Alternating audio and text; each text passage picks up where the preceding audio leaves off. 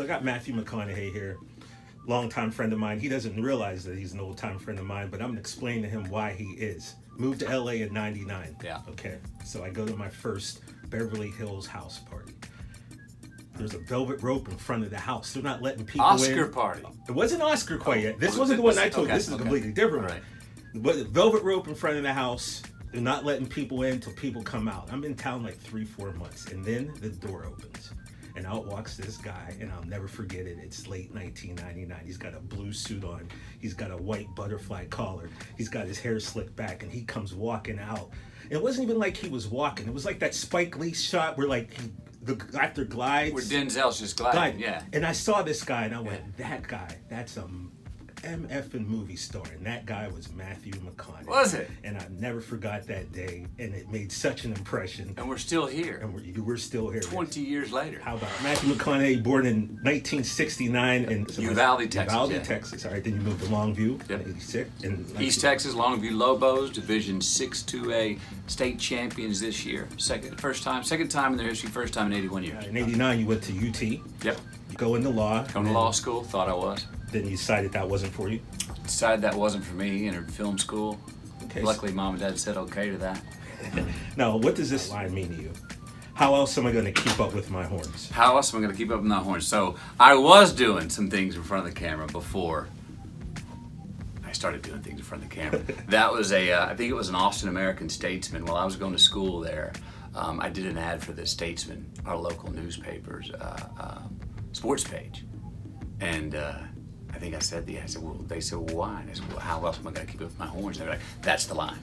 In '92, in an Austin hotel bar, you met Don Phillips. Met Don Phillips, who I actually talked to last night. So I meet a guy named Don Phillips. He's in town casting a film. 4 hours later, we get kicked out of this So-Said bar, and on the ride home, he asked me if I've ever acted before.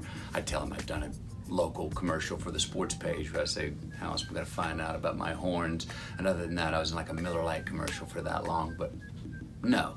He says, well, you might be right for this part. Come to this address, pick up this script. I did. About 3 lines in that script I read for a character named David Wooderson in a film called Dazed and Confused. 3 lines turned into 3.5 weeks of work. Did my first film in the summer of '92. Went back, graduated from school, drove out to Hollywood August 12th of 1993. And here I am, And the rest 2019, still at it. Now, your brother Michael, a.k.a. Rooster, he was the guy you based Wooderson on? No, I based Wooderson on my middle brother, Patrick. Patrick, okay. Yeah.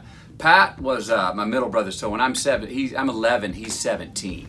Okay, so he's older. Okay. And He's older. My oldest brother's already out of the house, so my middle brother, Pat, my hero, who I'm looking up to. And I remember one day, amongst many stories of why he was the inspiration for Wooderson, but I remember one day, Mom and I were going to pick Pat up from school. K-Mac. We're going to pick Pat up from school because his Z28 was in the shop. Okay. So he needed to be picked up from school.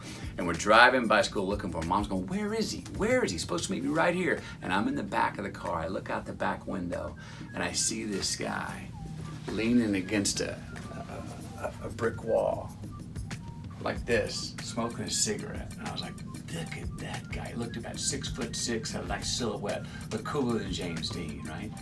And all of a sudden I notice, that's my brother. And just as I'm about to tell Mom, that's Pat, I notice, oh, he's gonna get his butt whooped for smoking cigarettes. I can't say I see him right now. So he continued around the school. I'll never forget that silhouette. And that was a bit of Wooderson was.